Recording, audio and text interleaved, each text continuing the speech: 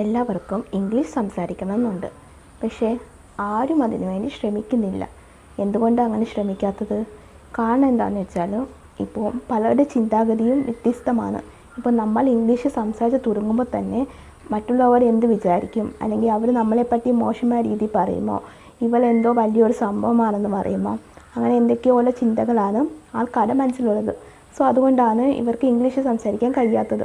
So നിങ്ങൾ ഇനി ആ ചിന്താഗതിയും കൊണ്ടിരുന്നാൽ നിങ്ങൾക്ക് ഒരിക്കലും ഇംഗ്ലീഷ് സംസാരിക്കാൻ കഴിയത്തില്ല. സോ നിങ്ങൾ ആ ചിന്താഗതി വിട്ടിട്ട് മറ്റുള്ളവർ എന്ത് ചിന്തിക്കുന്നോ എന്ന് നിങ്ങൾ ചിന്തിക്കാതെ നിങ്ങൾ സ്വയം തന്നെ ഉണരുക.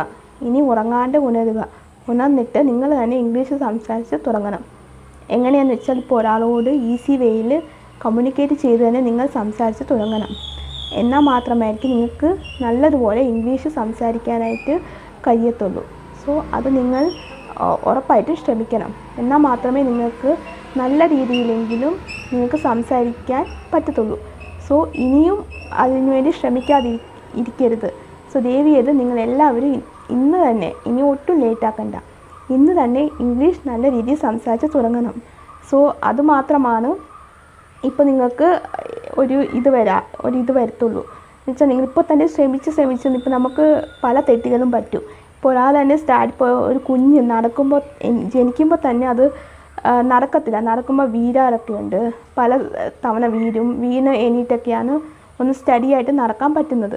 അങ്ങനെയാണല്ലോ എല്ലാ കുഞ്ഞുങ്ങളും. സോ അതുപോലെയാണ് നമ്മളും. ഇപ്പോൾ നമുക്ക് ഇംഗ്ലീഷ് അറിയത്തില്ല എങ്കിൽ നമ്മളത് പഠിക്കുക തന്നെ വേണം. അപ്പോൾ നമുക്ക് അറിയത്തില്ല, നമുക്ക് മിസ്റ്റേക്കാ, മറ്റുള്ളവർ എന്ത് ചിന്തിക്കും എന്നൊക്കെ നമ്മൾ വിചാരിച്ചുകൊണ്ടിരുന്നാൽ നമുക്ക് ഈ ജന്മത്തെ ഇംഗ്ലീഷ് പഠിക്കാൻ പറ്റത്തില്ല. സോ നമ്മൾ എന്താ ചെയ്യേണ്ടത്? അതിനുവേണ്ടി നമ്മൾ കൂടുതലായിട്ട് നമ്മൾ പരിശ്രമിക്കണം. എന്ന് വെച്ചാൽ ഒരാളോട് കമ്മ്യൂണിക്കേറ്റ് ചെയ്ത് തന്നെ തുടങ്ങണം. നമ്മൾ തന്നെ അത് മുൻകൈ എടുത്താൽ മാത്രമേ നമുക്ക് ഇംഗ്ലീഷ് സംസാരിക്കാൻ പറ്റത്തുള്ളൂ. നമ്മൾ തന്നെ മടി വിചാരിച്ച് ഇനിയിപ്പോൾ അവരെന്തോ വിചാരിക്കും, അല്ലെങ്കിൽ ഇവരെന്തോ വിചാരിക്കും, വേണ്ട, ശരിയാവത്തില്ല, ഞാൻ ഒരിക്കലും പഠിക്കത്തില്ല, ഇങ്ങനെ ഇരുന്നാൽ നമ്മൾ ഇങ്ങനെ ഇരിക്കത്തുള്ളൂ. സോ നമ്മൾ തന്നെ മുൻകൈ എടുക്കുക. എനിക്ക് പഠിക്കണം, ആരൊക്കെ എന്തൊക്കെ പറഞ്ഞാലും ഞാൻ ഇംഗ്ലീഷ് സംസാരിക്കാൻ പഠിക്കും എന്നുള്ള മുൻഗണന എടുത്തിട്ട് നമ്മൾ തന്നെ ഇംഗ്ലീഷ് സംസാരിച്ച് ഉറപ്പായിട്ടും നമ്മൾ തുടങ്ങും. നമ്മൾ ജീവിതത്തിൽ നമ്മൾ മുന്നോട്ട് ഇതാവണമെങ്കിൽ നമുക്ക് ഇംഗ്ലീഷ് എന്ന് പറഞ്ഞ ഒരു ലാംഗ്വേജ് വളരെ അത്യാവശ്യമാണ്. ഇതിപ്പോൾ കേരളത്തിൽ മാത്രമല്ല, ഇംഗ്ലീഷിന് നമുക്ക് പുറത്തൊക്കെ പോവുകയാണെങ്കിൽ നമുക്കിപ്പോൾ ഇപ്പോൾ ഓരോ നാട്ടിൽ ഓരോ സംസ്ഥാനത്തും ഓരോ ലാംഗ്വേജ് ആണല്ലോ, ഓരോ സ്റ്റേറ്റിലും ഓരോ ലാംഗ്വേജാണ് യൂസ് ചെയ്യുന്നത്. ഇപ്പോൾ നമുക്ക് എല്ലാ ലാംഗ്വേജും കൺവീനിയൻ്റ് ആയി ഇരിക്കത്തില്ല. സോ നമുക്ക് കോമൺ ലാംഗ്വേജാണ് ഇംഗ്ലീഷ്. ഇപ്പോൾ നമുക്ക് ഏത് ലോകത്ത് പോയാലും സംസാരിക്കാൻ പറ്റുന്ന ലാംഗ്വേജാണ് ഇംഗ്ലീഷ്.